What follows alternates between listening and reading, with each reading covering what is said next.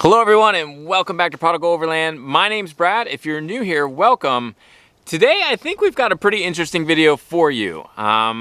It's got a little bit of a backstory to it, and then we actually got to test out and develop theories and use a little bit of science. This is the most sciencey video I have ever made for Prodigal Overland. So you're gonna want to stick around and see what's coming next.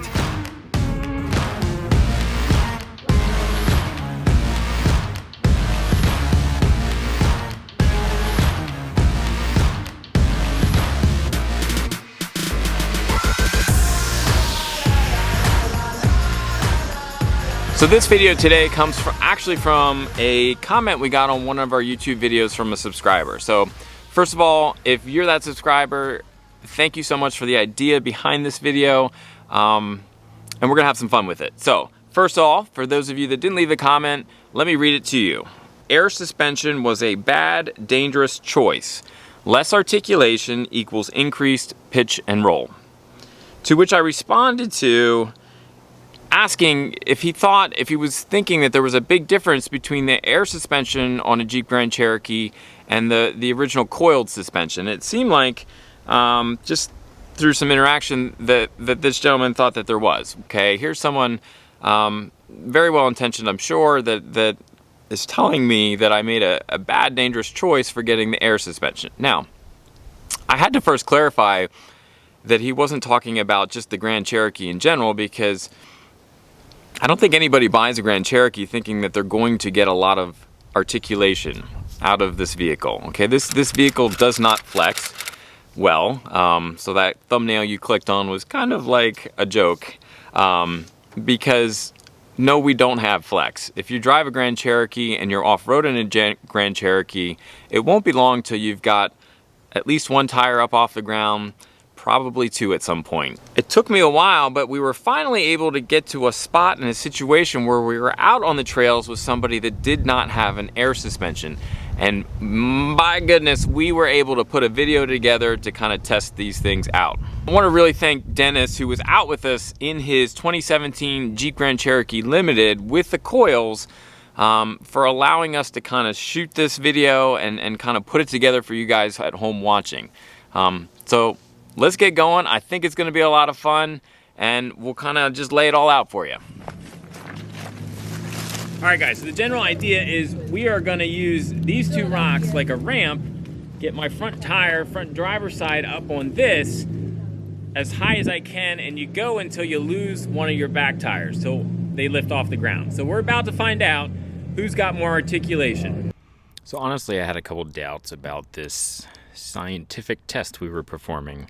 Wasn't quite sure whether or not our rocks were actually going to be large enough to get a wheel up off the ground. The first way I ended up approaching it, I was able to climb up just fine, but just because of the way the ground was sitting, my back tire actually was kind of on a little bit of a raised hump, and so it didn't really lift off. You're still down. You're close. It's still down, but there was a little hump in the ground, so. Yeah, you still got room to climb. Yeah, I was stopping right there. Stop there. Is it still down? Yeah. Yeah, I think you're skimming it. Where your back wheel is, there's a big bump in the ground. So the next thing we tried to do was actually just approach the rocks from a different angle where it seemed like the ground was flatter to see if we could actually get it. Yep, you're gonna come up a little more. Stop. Oh, we got it. It is technically. Oh, whoa. Back up just a touch for me. If you can. Just 4 cent. Yeah, a little more. Right there. All right. You can see Dennis is barely up off that ground. So what? We got to measure the rock now, right? So once we got Dennis's Jeep in position, this is kind of where I feel like things fell apart a little bit. We were measuring kind of the height of his tire from the ground. And when you do this like with an actual ramp, you kind of mark how far up the ramp you get and use that as kind of your calculations. But in comparing the two Jeeps, I wasn't, like, we both topped out on the top of this thing. There wasn't a ramp to keep going. So we did do some measurements. I don't think it really mattered what we were going for here. So we kind of decided to maybe take a second way around this whole thing. Just barely up off the ground. All right, guys, we found another section that we think will work just a little bit better to test the, I want to say off-camperness. What am I looking for? The flex, the articulation.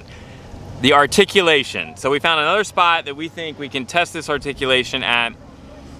Dennis is going to go first. We're going to mark where his front tire ends up and then measure the back driver to see how far off the ground it is. And then I'm going to do it trying to maintain the same line, and we're going to see again if there is a difference between the spring system, suspension, and the airbags as far as articulation.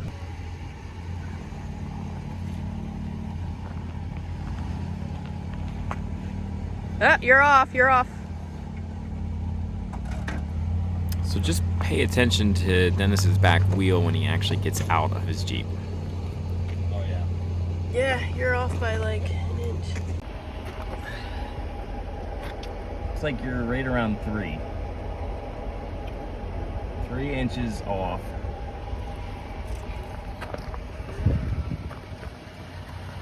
And we marked him at this spot to the center of the wheel.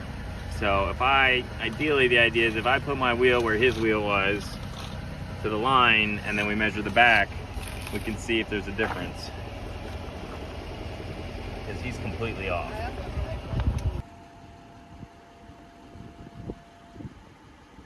Stop. Yeah, you're still on the ground. You're still on the ground. I think my angle's different. I think, yeah, your angle's different because your back The tire first is- attempt I didn't get the right kind of angle going in, so we had to try to repeat it and make sure I hit his line. Yeah. Right there.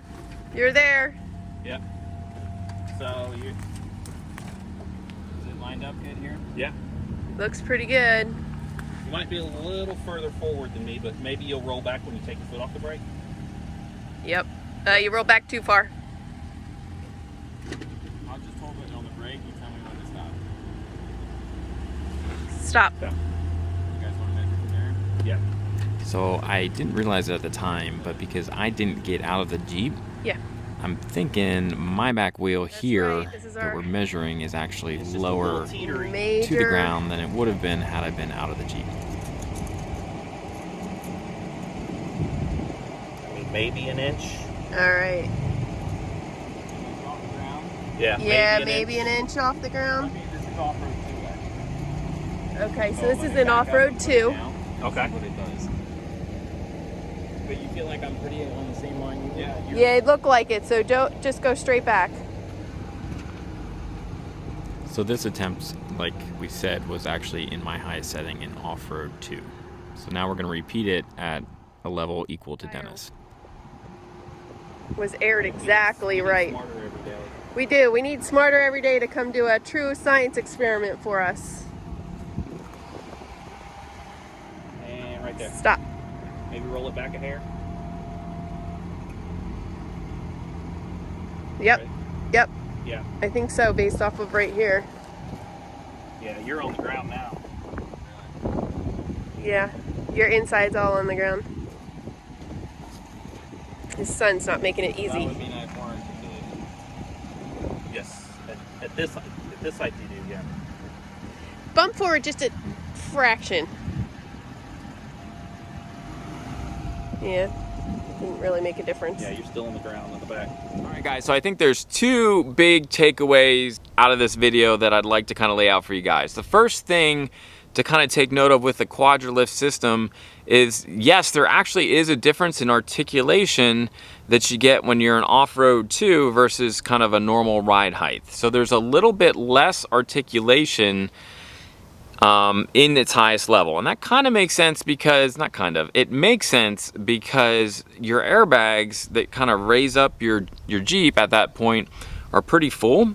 And so as one side's lifting up, you actually have that contralateral, how do you like that word? Contralateral side pushing back against it and kind of reducing the amount of articulation, again, because those airbags are so full.